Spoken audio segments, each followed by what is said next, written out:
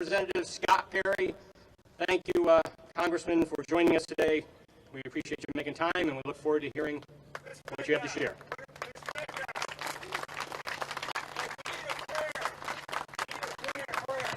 Need a prayer.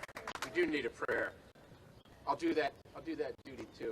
If you all go to the Lord with me. Dear Lord, we thank you for the blessing of this country. We thank you for the blessings of freedom. We thank you for the blessings of friendship and community.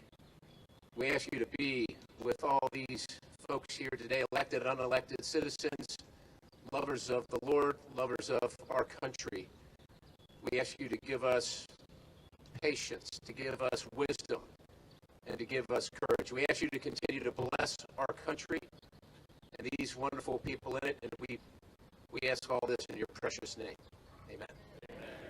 All right, well, it's great to see all of you here today, and I thank Representative Metcalf for this annual event. It's important. It's important that we continue to do this. Let me also thank my colleagues, or my former colleagues. We're all citizens, right? These are all our employees. I'm one of your employees. We work for you. But not everybody comes out and stands on the Capitol steps in support of tough issues. Not everybody does it, and so it's important that we acknowledge the ones that are willing to do it. Thank you. Yeah. So as an old Army guy, we always ask a number of questions. Who, what, when, where, why, right? That's what we always ask. And so when I talked to Representative Metcalf about coming to the rally, kind of the same thing for me. So who? Who are these people? Who are these people? All the people across the country that believe in this effort. We are law-abiding people who follow the rules, who go get a permit to exercise our rights, who don't want to have any run-ins with the law, who support the law, who support and defend, supporting and funding the police. That's who these people are. That's who you are. But let me tell you who else you are. Louise Howard, 86 years old, from Bulls Gap, Tennessee. An assailant comes into her home. 86 years old, legally has a firearm, gets into a scuffle with the person that comes into her home and has to fight over the firearm. Ends up discharging the firearm, misses the assailant, but the fact that she used her firearm to defend herself scared the assailant away. She lost her purse and some other things, but she kept her life. That's who we are. That's who you are. A concealed carry permit holder, a woman, and her daughter in Cocoa, Florida. She went shopping at a convenience store, attacked by two guys who held her up, used her firearm. They started shooting randomly into the store. Well, she didn't shoot randomly. Concealed carry permit holder, ready to go, responsibly. Shot one of her assailants. But she's not going to jail, nor should she, for defending herself. That's who we are. That's the who. Another concealed carry permit holder on the south side of Chicago. She was being robbed, and she shot and killed her attacker. And then finally, and look,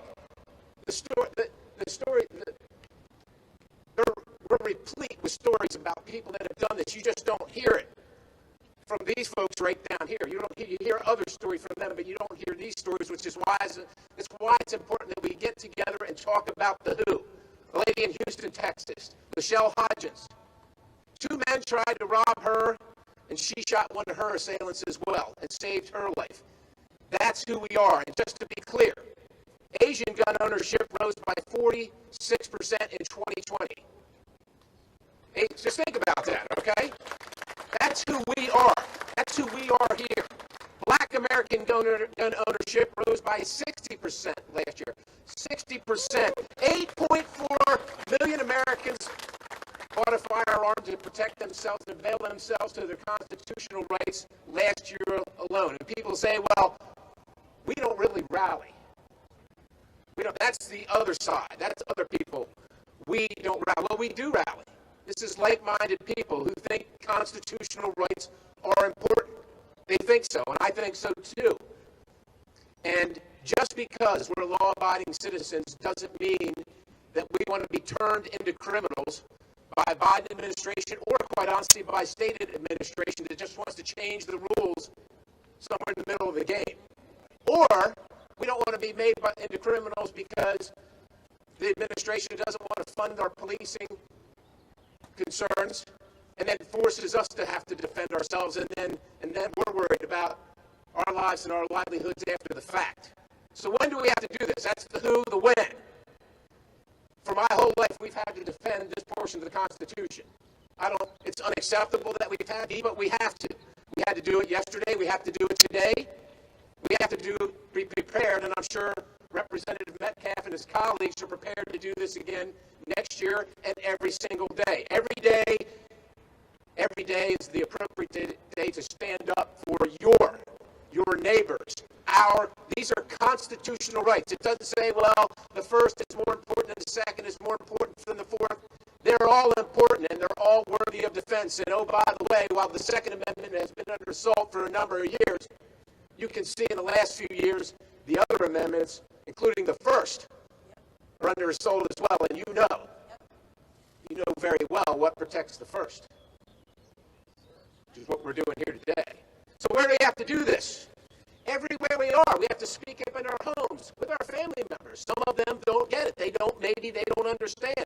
At this capital, at our nation's capital, in advocacy groups, those in power, many of those in power, not all those in power, have always sought to limit the power of the powerless. And I laud and applaud my colleagues that want to stand with the powerless today and say the Constitution defends you and we're going to defend it. So now I get to the why. Yes, the why. Why do we have to continue to do this? We should not have to continue to do this, but we must. We must leave our homes or our places of employment or families and come up and stand up for our rights, because the left, and it's the left, let's just be clear, is never going to stop. They keep coming and coming and coming. These rights are enshrined in law. They're not given to us by politicians. These rights aren't given to us by politicians. They are outlined in our Constitution, and they are ordained, and they come from the good Lord in heaven above.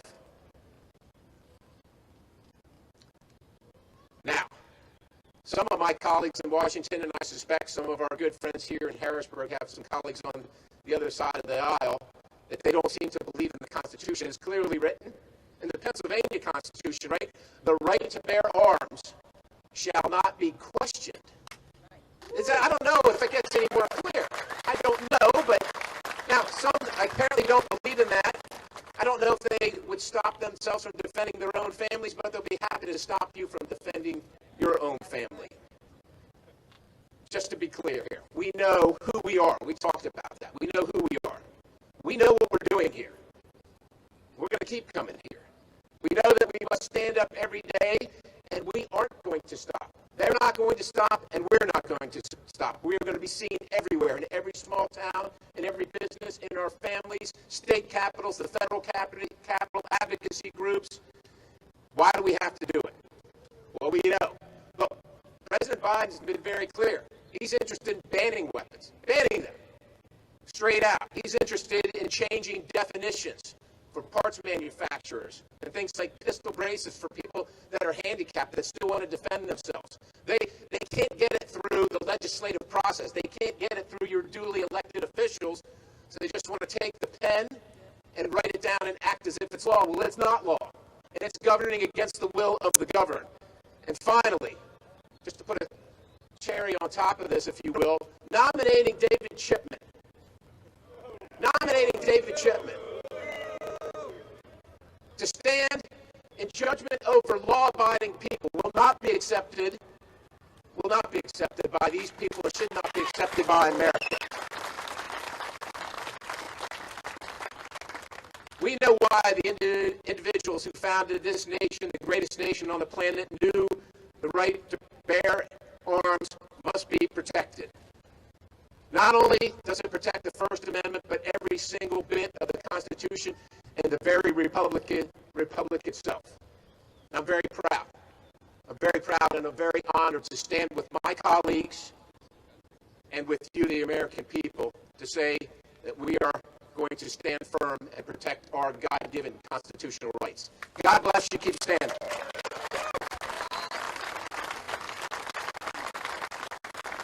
Thank you, Congressman Scott Perry.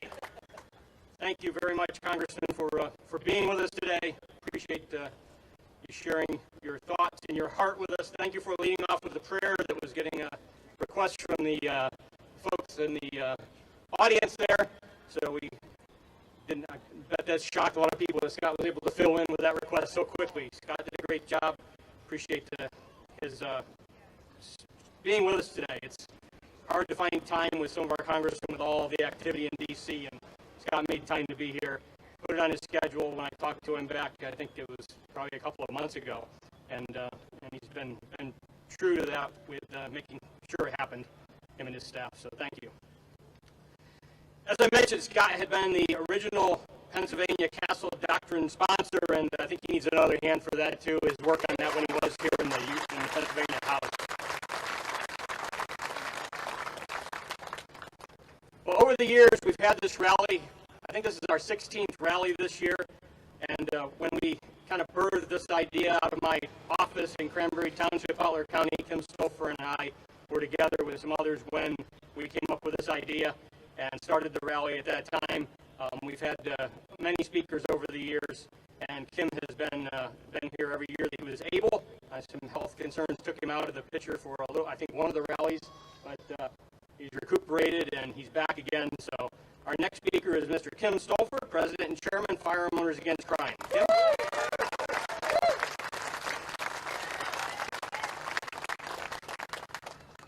Good morning, everyone. You're here for the Second Amendment, right? We're citizens. We believe in our rights, right? My name's Kim Stolfer. I've been doing this for 37 years. I do this for you, for my kids, for my grandkids. First, I want to ask, how many veterans are out there right now? God bless you all. But you know, in preparing for this, yesterday was the 77th celebration, if you can call it that, of the invasion in Normandy. 77 years ago, young men of America and other countries were being shredded on the beaches of Normandy by 8mm German bullets. Why were they there? Were they there because they were hired? No. They were there defending a principle, a concept, a belief that America is America, a land of the free, that the Bill of Rights applies. I was in the Marine Corps. I believe in the rights of all Americans, all of yours. Is there anyone here that doesn't believe that the rights should be interpreted as they were written, not because of some scrutiny level that was invented by the Supreme Court? If you are, raise your hands. I'll be right down. I want to say something about Judge Benitez because he said something about the assault weapon repeal that he went after because of he overturned the California assault weapon ban. He said there is only one policy enshrined in the Bill of Rights. Guns and ammunition in the hands of criminals, tyrants, and terrorists are dangerous. Guns in the hands of law-abiding or responsible citizens are better. To give full life to the core right of self-defense, every law-abiding, responsible individual citizen has a constitutionally protected right to keep and bear firearms commonly owned and kept for lawful purposes. What is that about the Democrats in this state, by and large, who don't get that message? You're right. Some Republicans. But any legislator that doesn't understand that, I want to ask you to look at the tape, the video of Chairman Rob Kauffman's hearing on constitutional carry and preemption law, House Bill 659 and House Bill 979. I was staggered by the Democrats on the committee. To a man, they chose to be against the rule of law, to be against the Constitution. 30 years ago, there were more pro-gun Democrats in this building than there were Republicans. The whole party has swung into the nutball realm. And I'm tired of it. We swore an oath. That oath means that the law means something, that we will support felonies, foreign and domestic. So when you go into this building today, and hopefully you will, and take the papers we're passing around, and go in and visit legislators, remember this. They swore an oath too. And if we don't protect that oath, if the rule of law doesn't matter, then they better rue the day that we decide we're not going to follow the law either. Because this is our country, and we're in a city who's ignoring the rule of law. Tell me why the mayor isn't in handcuffs because he's committed a crime with preemption law violations. Why is Bicycle Bill in Pittsburgh not in handcuffs? It's a crime. I'm not making this up. Section 6119 of Title 18. It's a crime. I didn't fight for this country. My friends didn't die in Vietnam so that people can just shred the Constitution at will.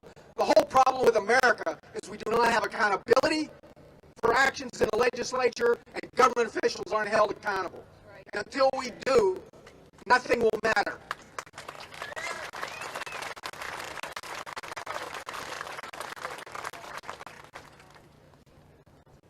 So I want to just conclude with this. Anti-gun groups and some politicians claim the moral high ground, that every gun control law works. I'm telling you, those gun control laws you support kill Americans and kill Pennsylvanians. And if you don't start realizing that, you should be held accountable. God bless America. God bless you all. And let's fight for our rights.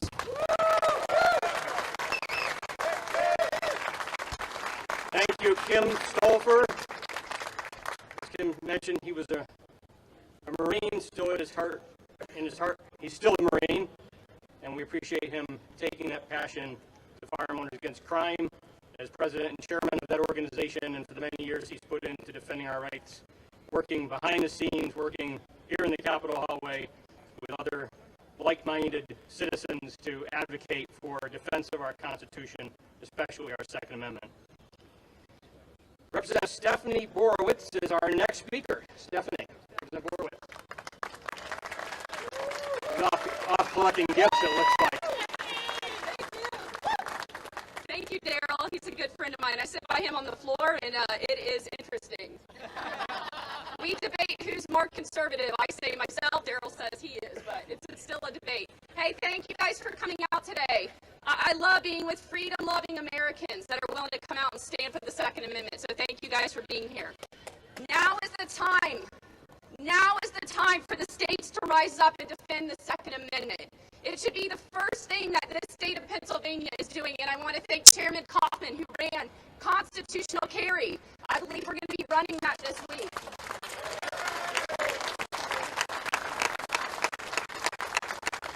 These bills must run constitutional carry. Representative Bernstein has that, and Senator Dush in the Senate. House Bill 357, Daryl Metcalf has, Representative Metcalf has in the House. It will protect the Second Amendment if the federal government tries to come in and harm our Second Amendment rights. We also have the Second Amendment Protection Act in the Senate. These are critical to making sure Pennsylvania has the Second Amendment in its stance.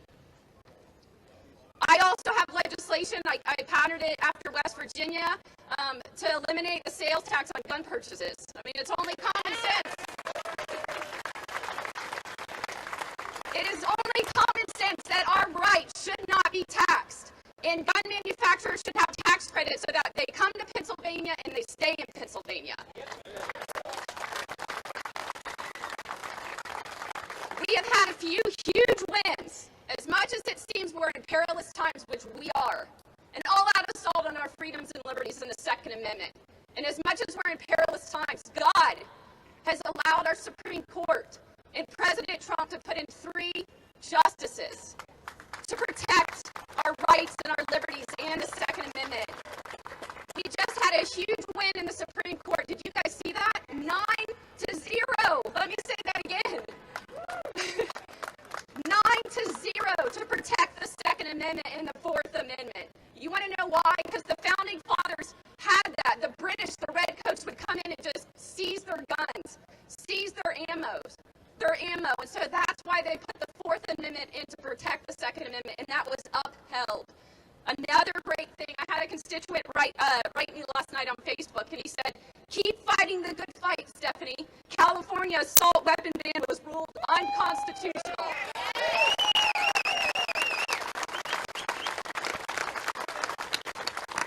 Two huge wins for the Second Amendment. The Second Amendment is the reason why we are still free today.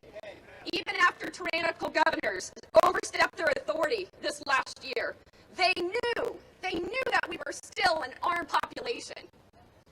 And that is what keeps us free. It defends all of the rest, right? The Second Amendment defends all of the other rights. But they continuously try to shove down our throats gun control. And listen, I've said this before, it's not gun violence, it's gun control, because it's all about control. They try to soften the words so people fall for it.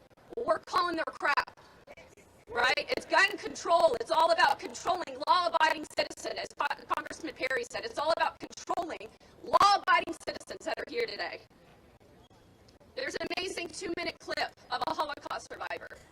And she tells Americans she came here, and she lives here. I hope she's still alive. And it's only about 2 minutes. Go find it on YouTube. And she says, have guns, buy more guns, and you have to have ammo, because the guns won't work without the ammo. She's like 95 years old. She said, buy more guns, buy more ammo. To Americans, warning us, keep your Second Amendment. Because as long as we are an armed population, the government fears us, and other countries fear us because of it. May our resolve today be strengthened as we leave here to stand up and defend all of our liberties and our freedoms, because nothing else matters. Freedom comes through Jesus Christ and Him alone. And it's worth defending at all costs. Thank you so much.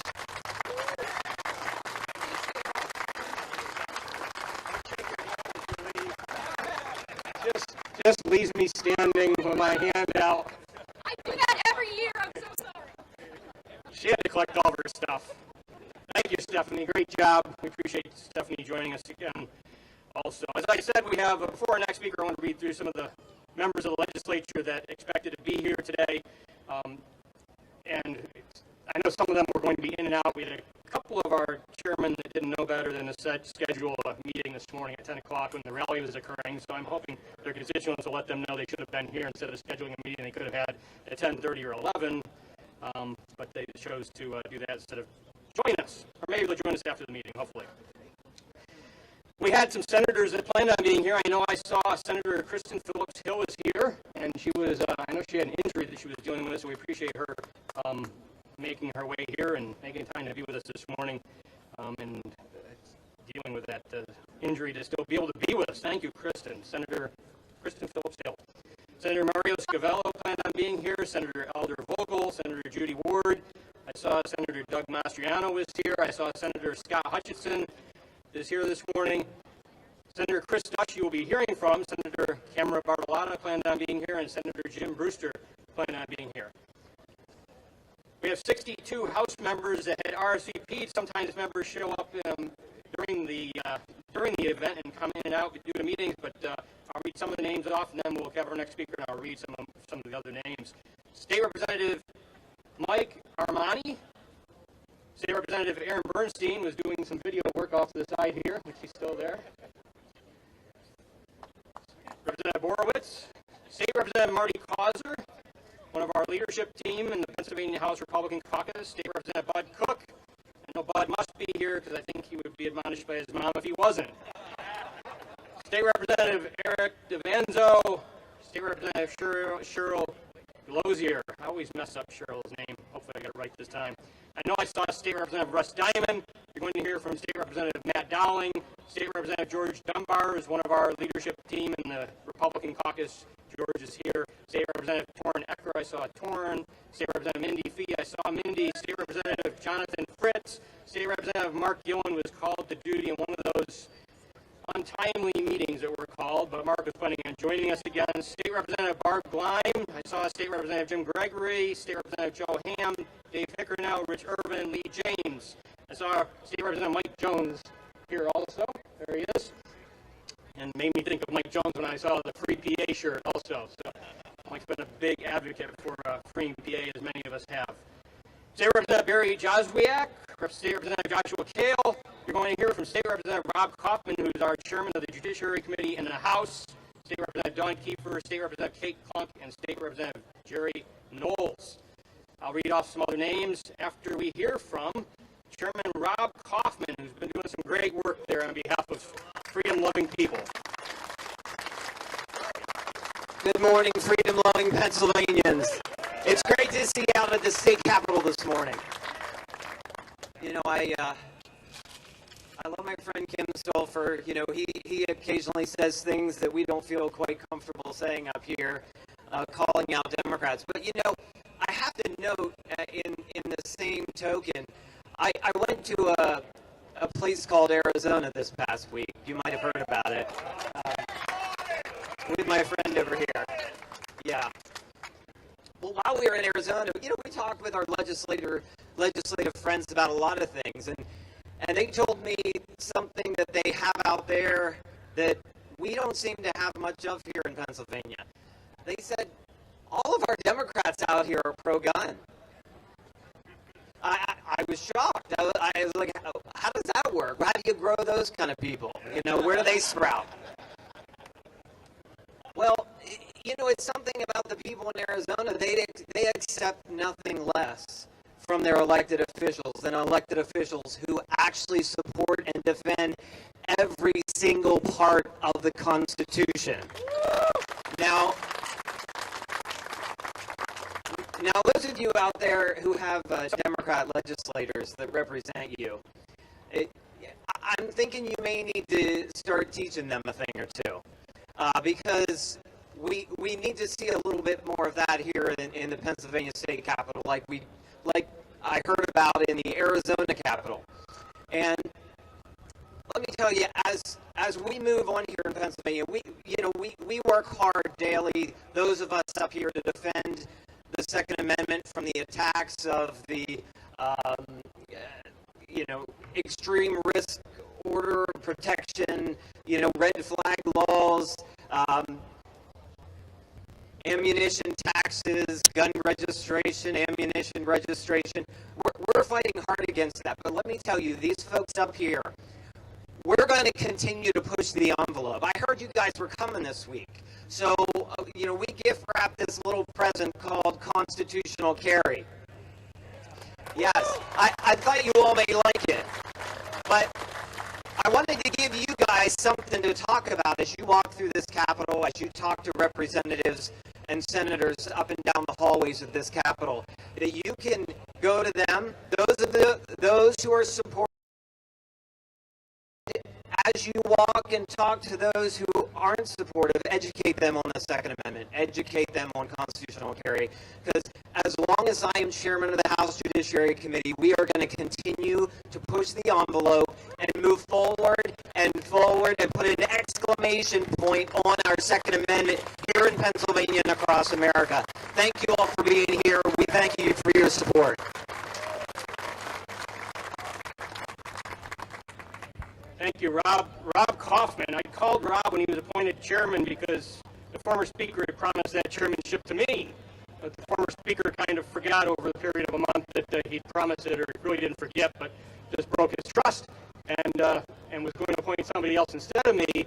And when I found out it was Rob, I called Rob right away and I said, Rob, if anybody was going to be appointed chairman of the judiciary, you were the one that I would have wanted to be besides me. So Rob's done a great job there. Appreciate him being there. I'm glad that he is judiciary chairman, and he's doing some great work. So thank you, Rob, and thank you for being here, making it a new practice to actually have the Judiciary Committee chairman show up at Second Amendment rallies. So thank you. We also have with us, grab me while I was up there, got my attention, Representative Doyle Heffling. Representative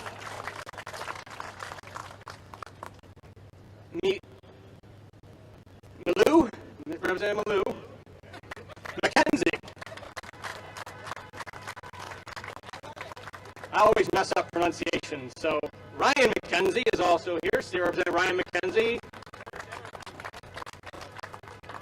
And we've got mom and son duo legislators that are here in support of our Constitution and the Second Amendment. Couldn't ask for it to get better, right? State Representative Abby Major is going to be sworn in today. Abby's here. State Representative Dave Maloney, who is crowding Joshua Prince, our next speaker. Dave Maloney's back here. Representative Kurt Mauser is one of our leadership team. Representative Rob Mercury. Representative Brett Miller. Representative Dan Mao. Representative Marcy Mostello. Representative Eric Nelson. Representative Donna Oberlander, who's our whip for our House Majority Caucus, Republican Caucus. So Donna is here. State Representative Tim O'Neill. State Representative Jason Ortitai. State Representative Clint Olet. State Representative Tracy Pennycook. State Representative Tina Pickett. State Representative Mike Piskarik. State Representative and Chairman of our Health Committee, Kathy Rapp, behind me. State Representative Brad Roy is back in the crowd of legislators behind us. State Representative Leslie Rossi. Didn't know we were supposed to have cheering sections. Good job. State Representative David Rowe. State Representative Frank Ryan was also called off to a meeting. State Representative Ryan was also a Marine and still a Marine in heart. State Representative Tom Sankey, State Representative Stan Sailors, also one of our leadership team, our appropriations chair. State Representative Lou Schmidt, State Representative Jason Silva, State Representative Brian Smith, I know I saw, State Representative Craig Statz, State Representative Perry Stumbaugh, State Representative Jim Struzzi, State Representative Ryan Warner, State Representative Park Wentley, State Representative Jeff Whelan, and State Representative Dave Zimmerman. And anybody that I missed, grab me while we have another speaker at the microphone, and I can make sure I announce you next. Our next speaker is Attorney Joshua Prince, and Joshua has been doing a great job defending the Second Amendment in the courts here in Pennsylvania, and we appreciate Joshua being willing to come several years now to update us on some of those battles and to encourage all of us in the fight that's going on, not just in the legislative halls, but in the halls of our courts. Thank you, Joshua.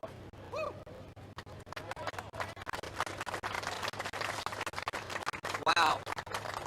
It's a distinct honor and privilege to be here another year in front of all you patriots.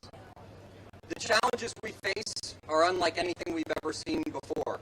In fact, Kim Stolfer showed me a scroll of all the anti-bills that have been submitted in the General Assembly. Do you have that scroll? Those are the ones that have been submitted this year already. That's not the bills. That's not all the text of the bills. That's just a listing of the bills. Like I said, we are in a fight unlike ever before. And I know every year I come up here, I usually try to bring you up to date on a number of the different cases in that, but at least to start, because I know, Darryl, I promised him this year I would keep it to a maximum of 5 minutes, because I never have before. But you know, once you give a lawyer a microphone, all bets are off. But we have an issue of utmost importance, and that is the November election. And I'm going to ask a favor of every one of you, and that favor is very simple. I need you to ensure that current President Commonwealth Court Judge Kevin Robson is elected to the Pennsylvania Supreme Court. I need you to ensure that. I'm sorry. Okay, that's my fault. I didn't. Okay, I'm sorry, Darryl. I did not know that. With everything coming up, we need to know about elections. We need to know about the tests that we're facing. We have two cases that are of paramount importance coming up. One out of the Pennsylvania Supreme Court. That involves firearm owners against crime versus the city of Harrisburg. That decision will decide what is necessary to ABR for standing purposes in order to challenge an illegal firearm ordinance that a municipality may pass. Oral argument was back in December. Any day now we could see a decision on that. We also have a case pending in front of the Commonwealth Court. That's Firearm Owners Against Crime et al. Versus the City of Pittsburgh. There, we were successful in enjoining the City of Pittsburgh's 3 illegal ordinances, and they appealed. As Kim Stolfer said, violations of preemption found in Section 6120 are misdemeanors of the first degree per Section 6119. Yet, we never hold our elected officials accountable. District attorneys do not prosecute them for violating the law, yet they'll prosecute you and I. This needs to end. We also are seeing a number of challenges at the federal level. We saw the Bureau of Alcohol, Tobacco, Firearms, and Explosives recently put out that they are going to enter into rulemaking to regulate what constitutes a frame or receiver. Now, some of you may remember from last year's rally, Attorney General Josh Shapiro tried to do that here in Pennsylvania. And I went into court and we got an injunction against it. Judge Borowicz held that Attorney General Josh Shapiro and the Pennsylvania State Police violated the constitutional rights of the residents of this Commonwealth by implementing that regulation. Now think about that. The Attorney General of the Commonwealth violated the constitutional rights of every resident in Pennsylvania. Good question. How come? Once again, we see our elected officials not held responsible, and it's a theme, and it needs to change. We just recently, a week and a half ago, saw a phenomenal Second Amendment decision out of the Commonwealth Court, and very few people are aware of it. Judge Brobson issued a decision finding that Stroud Township's regulation of home ranges was violative of the Second Amendment and overturned the trial court's decision. So we are having success, but the fight never ends. So I'm going to leave you with this. We are in the fight of our lifetime. We need to get out. We need to understand that elections have consequences. We need to become informed. We need to know who's running for office and their positions. And we need to get out and vote. And I'll leave you with this. In the near future, don't be surprised if you see my name on a statewide ballot. Thank you. Thank you, Attorney Joshua Prince has been doing some excellent work in the courtroom as Chief Counsel of Firearms Industry Consulting Group. He's been defending the Second Amendment there and Article 1, Section 21 over and over again to see regular updates from Joshua and some of the victories and some of the battles he's involved in. We appreciate his hard work on behalf of the Constitution. Our next speaker is Representative Matt Dowling, and Matt has spoken before, but he was invited to speak in the past based on legislation. This time he was invited to speak because he just recently became the Pennsylvania House Second Amendment Caucus Chairman, and he's been doing some great work in that position because since the creation of that caucus, no one has ever put the creative energy into it that I've witnessed Matt putting into that Second Amendment caucus now. And he's got a regular update he's putting out to update members. He's got a new video that he's producing on target, which is just an excellent creative way to try and share the work that's being done in the Capitol with those outside the Capitol so people can rally, not rally once a year, but rally regularly to make sure they're holding their elected officials accountable to do the right thing, and that would be defend liberty and defend the Constitution that affirms that liberty. Representative Matt Dowling.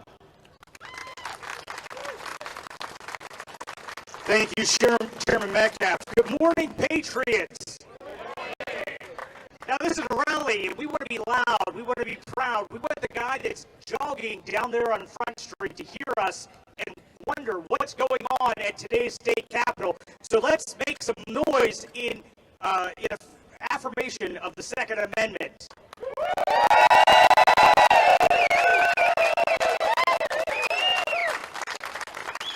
I'm Matt Dowling, and I'm blessed. I'm blessed because I got out of bed this morning. I'm blessed because Chairman Metcalf invited me to address all you fine folks that made this trip to the state's capital. I'm blessed because my sons and my gorgeous wife and some of my closest supporters are here with me today. I'm blessed because I have the opportunity to serve the Pennsylvania House of Representatives as the chairman of the Second Amendment Caucus. And I'm blessed because I live in the United States of America. Now, as Americans, as Pennsylvanians, we are all blessed that our forefathers had the courage and the foresight to protect our rights, to keep and bear arms. only in the U.S. Constitution, but in Pennsylvania's Constitution as well. But as blessed as we are, know that there are detractors among us. They want to take away those rights. We have a president of the United States who recently said that no amendment to the Constitution is absolute. We have a governor who vetoed a bill passed by the House and the Senate that protected your declaration. Your ability to open carry a firearm and make gun stores essential during disasters. And remember that same governor who single-handedly decimated industry after industry in the name of a pandemic has had us under a continuous disaster declaration for more than 3 years. As chairman of the Second Amendment Caucus, I represent nearly 70 members of this body who work to promote pro-gun agendas for law-abiding citizens by preserving the rights to keep and bear arms. Member legislators of the Second Amendment Caucus are committed to rejecting proposals that aim to weaken Pennsylvania's constitutional rights. But as hard as these fine legislators work, anti-gun activists are working just as hard. In our very body, more than 26 anti-gun bills have been introduced, and Kim has that long list. Right here in Harrisburg, Pennsylvania legislators are taking the lead from Washington radicals, and they're trying to curtail our freedoms. The Second Amendment Caucus is standing strong, but we can't do it alone. So I'm asking you today, call your legislator, and ask them if they're a member of the Second Amendment Caucus. And if they are, recognize that you too are blessed. And if they're not, ask them why.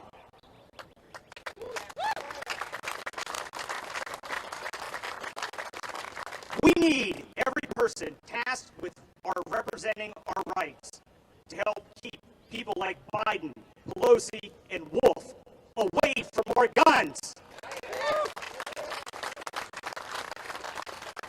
You here today are not just one voice. You represent many people, your family, your friends, constituents of your areas. Use it wisely. And may God bless each and every one of you. Thank you, Representative Matt Dowling.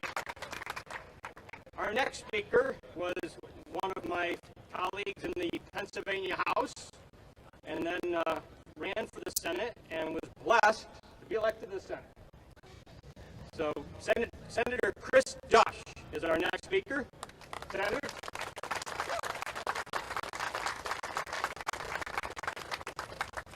Thank you. Thank you. Thank you, Daryl. And, wow. Hello, Patriots. Part of the reason I'm up here today is because I have the concealed carry permit bill over in the Senate. And the right of the Pennsylvanians under Article 1, Section 21 doesn't say except. It doesn't say except when you're carrying it concealed. We have an indefeasible right to carry that is guaranteed by the Constitution of the Commonwealth of Pennsylvania. Article 1, Section 21 says the right of the people to bear arms in defense of themselves and the people shall not be questioned. It's even more strongly worded than the U.S. Constitution. But how did we get there? July 4th, 1776, something very, very unique happened. Up until that point, sovereignty belonged to kings and parliaments, but mostly kings. July 4th, 1776, the sovereignty fell to the American people.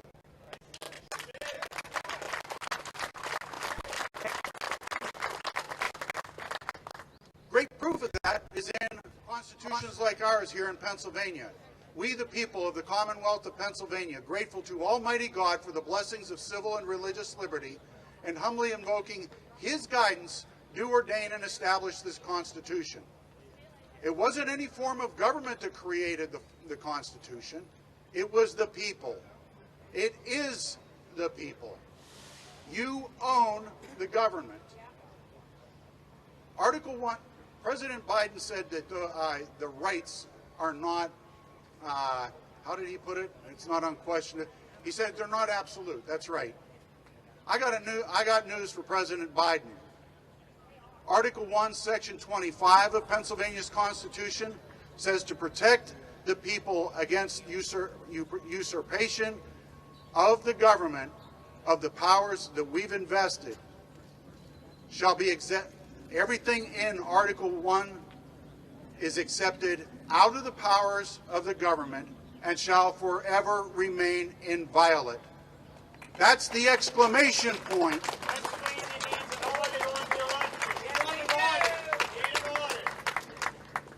Pennsylvania gave an exclamation point in our Bill of Rights. And even in Article 1 comes before the legislature. It comes before the law, the subsequent law, the ultimate law of the land, and then the subsequent laws that the legislature, your Rules Committee, set up. The executive and judicial branch are under the law, literally and figuratively.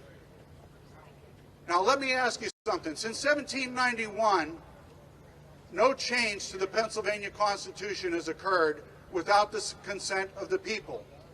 Those changes, we had a couple of them. God bless every one of you who voted out there to make it happen. But those changes didn't happen without your vote. Have you or any of your ancestors ever given authority to the judicial branch or to the executive branch to write law? Where do they think they can assume, like our Attorney General and others, that they can do that? Ever since America was founded and the Republican form of government that our U.S. Constitution gives and guarantees to every state, we have people who have been trying to get us back into tyranny. Yes. Our Constitution is that protection. The real exclamation point is Article 1, Section 21 of the Pennsylvania Constitution and the Second Amendment to the U.S. Constitution. That is the ultimate guarantee of every other right in our constitutions. We have the duty to respond and to protect against tyranny. One story I'll leave you with. I'm a retired Master Sergeant. In the Pennsylvania Air National Guard, we're the guys that would arm up and come out if we were activated to help enforce law. I've done it down at the border in New Mexico. But every one of my troops, when I got them in, I asked them, you've taken an oath to support and defend the Constitution. If the president activated you and ordered you to go out and confiscate people's firearms, would you do it? Far too many of them said that they would. Here's my point. What I did, I said, there were people in Nuremberg, Germany that were hanging from the end of a rope for saying I was just following orders. We had, my base commander was there at one of those training sessions, and I turned to him and I said, "Sir, I'll come in and arm up, but I'm putting the guy in handcuffs that gave me the order." Colonel Dutton, he laughed and he said, "Sergeant Dush, I have no doubt you'd do it." He said, "But I guarantee you they'll have relieved me of command before it gets to that point."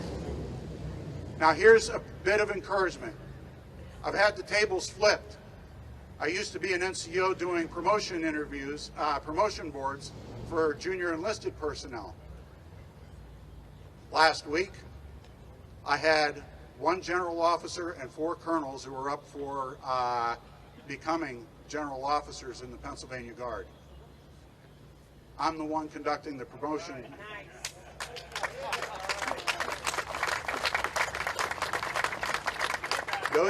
Every one of them, I brought this up. I said, if the president or the governor tried to activate our troops in order to go out and confiscate our weapons or violate any other fundamental right in the constitutions, would you do it? And God bless every one of them. They said, there's no way. They would stand for the Constitution. And I got them on the record.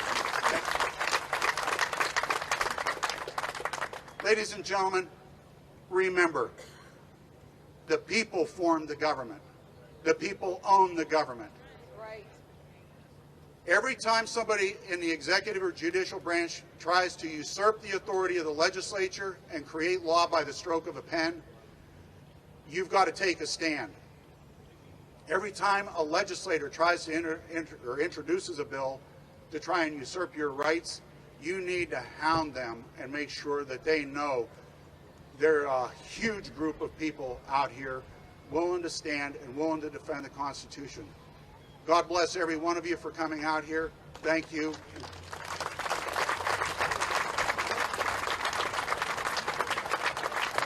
Thank you, Senator Chris Dush. Appreciate your military service and your service in the House and now your service in the Senate. And that was an excellent story that you shared with me earlier and that you were able to share with our citizens who are here today regarding your kind of turning the tables now and being in that seat to lead the way on who gets promoted in our Guard units and that they'll be defending the Constitution. Thank you, Senator. We also are joined by Representative Andrew Lewis, who's with us here today. He made it known to me that he was back here. And you've seen other members have kind of come and gone through the course of the event, which typically we have to with anything happening here at the Capitol with competing schedules during the day, but we appreciate their attendance today and appreciate your attendance here to rally for your rights. You know, this morning as I was getting ready, I saw a story on Fox that was talking, actually interviewing AOC, that notorious violator of constitutional rights that's now in D.C. They were interviewing her about policy that some are pushing in New York City to get the police out of their schools. When I was a kid growing up, we didn't need police in our schools because we were taught to respect each other, our teachers, figures of authority. We were taught to respect law enforcement officers. We were taught to respect the law. We were taught to respect the Constitution. Ultimately, the Constitution is the law of the land, and all other laws are subservient to it. And any law that might be in violation of it is an illegal law or an illegal policy, as we've seen Wolf issuing one after another over the course of the last year. When I grew up, we were taught how to handle firearms in a responsible manner and what they were to be used for. I was taught to not point it at anything that I didn't want to harm. And that was through a hunting course. And then later I enlisted in the United States Army at the age of 17, and I was taught to point it at the enemy, if need be. But once again, you don't point a firearm unless you intend to harm somebody with it. And there's far too many people out there that are harming people with firearms. But they're not the law-abiding citizens that are here. They're not the millions of people that have been buying firearms over the last year. They're not the people that are in the statistics that Congressman Scott Perry referenced for the number of Americans of Asian descent or those Americans that are black or those Americans that are minority that are buying firearms. They've been buying firearms as law-abiding citizens to defend themselves. The criminal element are not allowed to buy the firearms that are being utilized in many of these crimes. The majority of these criminals are not using guns they've went down and had a background check to purchase. Many of them, they're stealing from law-abiding citizens, or they're buying from some other criminal that is allowed to buy them but doing a straw purchase for them. Law-abiding citizens are not the problem. The criminal element is the problem. And what we've seen, I always always appreciate the passion that our audience has and wanting to make sure that they try and get their voice into the microphone, but you weren't invited to speak today, so otherwise I'll continue with the message. So as we look at what's occurred in this country, burning cities to the ground in some of these urban areas, a news story just this morning that I saw once again getting ready was a Dunkin' Donuts shop manager being shot dead by a criminal in Philadelphia that they're looking for. Hopefully they found him by now. But those are the types of crimes that law-abiding citizens need to be armed to protect themselves against. And once again, Congressman Scott Perry did a great job of bringing up some of those stories that occasionally you see but aren't widely publicized. But the majority of activity that takes place with firearms is law-abiding citizens preventing crime, or just by showing it that they're able to display it deters the criminal element. Just knowing that you have a carry concealed law deters the criminal element. We need the constitutional carry that was talked about here today, that Representative Aaron Bernstein and Senator Chris Dush both have introduced in their respective chambers. We need constitutional carry so that law-abiding citizens don't have a hurdle, an obstacle between them and the ability to exercise their right. They shouldn't have to hurdle or get over obstacles to exercise their right. They have a right to defend themselves. Constitutional carry would give more people that right that can't afford to go get a carry permit or can't afford to go through what needs to be done to make it happen. It would still prohibit those who are not allowed to have firearms to not have that firearm, to not have that sidearm, but it won't stop the criminal element, as we know. The only people you stop with a law against firearms or utilizing firearms or purchasing ammunition, the only people you stop are people that respect the law. Law-abiding citizens who do not want to be turned into criminals. And I'm here today to send the message that we will not be turned into criminals, because we will not abide by lawless dictates, whether they come from a legislative body, a city mayor, a city council, the governor, or Biden in D.C.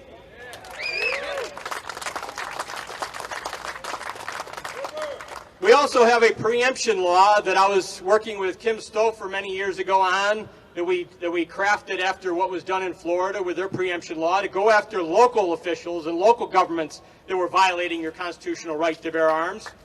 That legislation has been introduced over and over. It was actually passed in a bill that I had years ago. It's signed into law.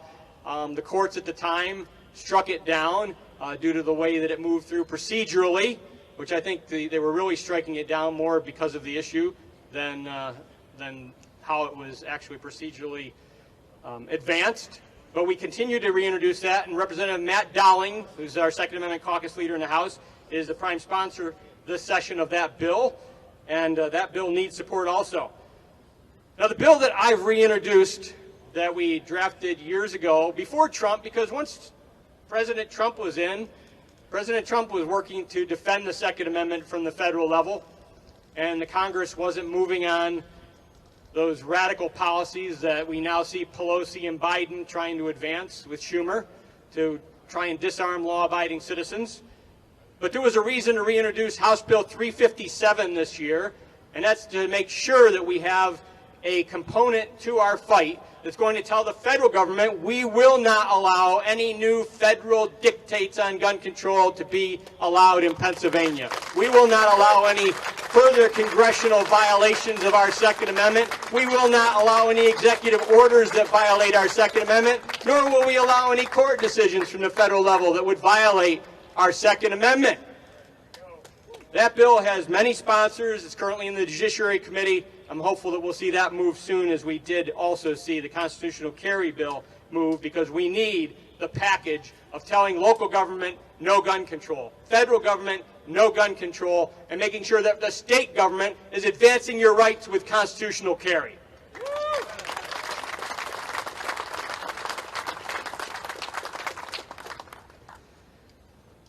You know, I've been working through a book on Frederick Douglass, and in the chapter now on some of his work on abolition of slavery and against the law that would allow for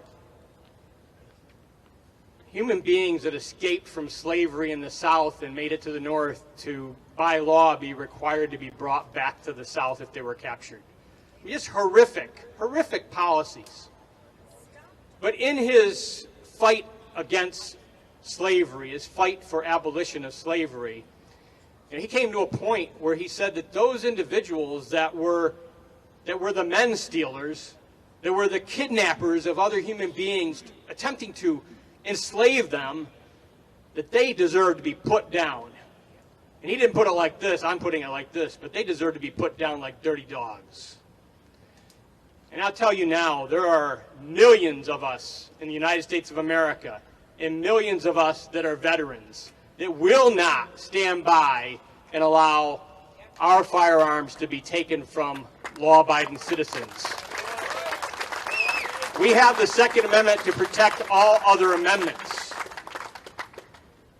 And if push come to shove, there's millions of us that will utilize the Second Amendment to defend all of those amendments and not just on paper.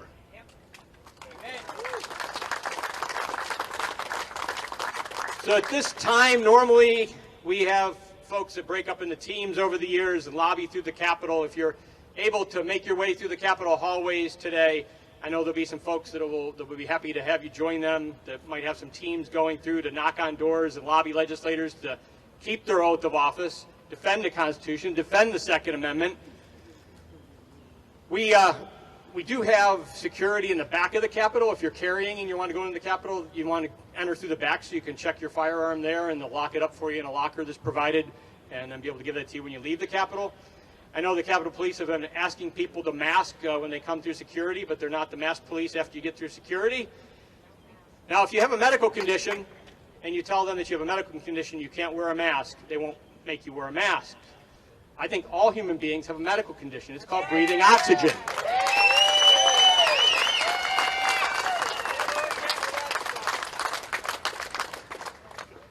Well, we need to stand up for the Second Amendment, and there's a lot of passion for that over the years. And we've seen a lot of passion generated, and this lady down here has been displaying a shirt that says Free PA. We've seen a lot of rallies here at the Capitol. There's still an ongoing lawsuit that I'm a plaintiff in with some others to fight the Wolf unconstitutional actions of shutting down businesses, telling people to stay at home under house arrest, and telling people to reduce their gathering limits. All of those were unconstitutional, just as telling somebody to put a piece of cloth over your face and restrict your breathing is unconstitutional. We need to stand up for our constitutional rights, all of them, and we're only able to by standing up for the Second Amendment that protects the First and all others. Everyone have a great day. And thank you to God for blessing us with another beautiful day to hold the rally. No rain this morning. Praise to God for a beautiful day and a beautiful time to be together. Have a great day.